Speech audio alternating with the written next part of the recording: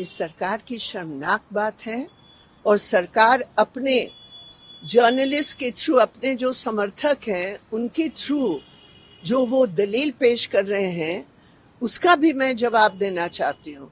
पहले ये कि एफआईआर दर्ज हुआ, ये कौन सा कानून है कि एफआईआर इनडेफिनिट होगा, इन्वेस्टिगेशन इनडेफिनिट होगा, कोई समय का सीमा नहीं है और एफआईआर के नाम पर आप कोई एक्शन नहीं लेंगे।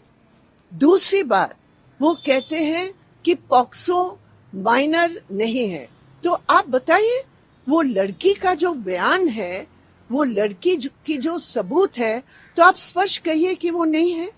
तीसरी बात ये है कि हम लोग जानते हैं कोई भी एफआईआर जब दर्ज होता है तुरंत बगैर किसी देरी का, जब जांच की अभी कितने महीने हो गए हैं लेकिन अभी भी नहीं है, तो ये अगर मैसेज है कि एफआईआर अगर तथाकथित इम्पोर्टेंट लोगों पर है तब उसकी कोई सीमा नहीं है समय की, तो लड़कियां कहां जाएंगे? कोई पावरफुल आदमी हो, उनकी जांच का कोई समय की सीमा नहीं है, कहां जाएंगे? तो ये बहुत गलत एक प्रेसिडेंट सेट हो रहा है जो लड़कियों की सुरक्षा के लिए बहुत ही हानिकारक होगा।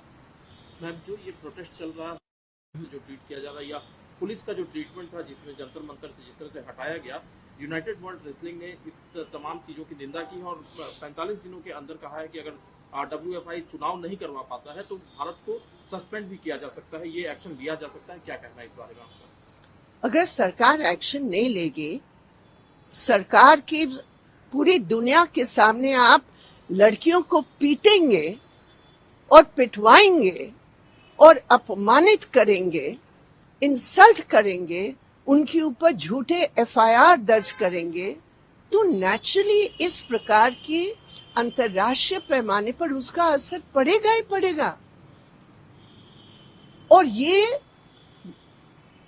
इंटरनेशनल रेसलर्स फेडरेशन की दायित्व है क्योंकि हिंदुस्तान अफिलिएटेड है, हमारे देश की झंडे के नीचे ये लड़कियां लड़ते हैं, तो निश्चित रूप पर कुछ स्टैंडर्ड्स जो उस बॉडी के हैं, जब हम अफिलिएटेड होते हैं तो स्टैंडर्ड्स को आपको मानना पड़ेगा।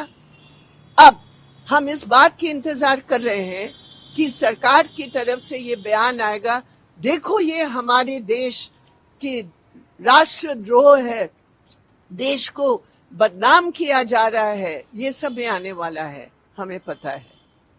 अमित शाह 3 दिनों के मणिपुर दौरे पे है। उनका ये दौरा ऐसे समय में हो रहा है जब वहां पर जातीय हिंसा कुछ दिन पहले हुई थी और अभी भी माहौल बहुत अच्छे नहीं है, तनावपूर्ण अभी भी माहौल है। अमित शाह जी कह रहे हैं कि मणिपुर में पीस एस्टेब्लिश करना टॉप प्रायोरिटी है। अलग अलग गुटों से वो मिल भी रहे हैं, ग्रुप से मिल रहे हैं। क्या कहना है इस विजिट के बारे में आपका? बहुत डिले हो गया है। जब अमित शाह जी कर्नाटका में व्यस्त थे चुनाव को लेकर, उस समय मणिपुर जल रहा था, उस समय निर्दोष लोगों को ये इस प्रकार के हमले का सामना करना पड़ रहा था। उस समय अमित शाह जी कहाँ थे, देश के गृह मंत्री कहाँ थे? इतने दिन के बाद वो गए हैं, वहाँ बीजेपी की सरकार है, बीजेपी सरकार की पूरे तौर पर फेलियर है। वो सब कम्युनिटीज को लेकर एक कॉन्फिडेंस क्रिएट करने का उनकी पूरे तौर पर फेलियर रहा है। तो हम ये कहेंगे कि निश्चित रूप पर ये बात सही है कि शांति पहले होना चाहिए, लेकिन आपने इतना डिले किया है कि और दीवार वहां खड़े हो गए हैं, तो ये बीजेपी की डबल इंजन सरकार का ये नतीजा है। मैम, इससे एक चीज बनी थी 2017 में, उस वक्त ये दावा किया, उस समय में भी मणिपुर में जो अलग अलग ग्रुप थे वो एक्टिव थे। उसके बाद बीजेपी का दावा हुआ कि ये तमाम ग्रुप जो है उनको बातचीत के टेबल पे लाया जाएगा। अब इसके बाद मैती और कुकी जो समुदाय के लोग हैं वो आमने सामने आ गए। तो ऐसे में ये जो सिचुएशन है कि पूरे नॉर्थ ईस्ट के लिए कितनी खतरनाक है? नॉर्थ ईस्ट के लिए बहुत ही खतरनाक है और सबसे खतरनाक ये है कि वहाँ बीजेपी की जो सरकारें हैं और बीजेपी जो दावा करती है कि हमने अभी नॉर्थ ईस्ट को अपने एनडीए में पूरा शामिल किया है, ये जो उनका दावा है तो वो सिर्फ कुर्सी तक शामिल है।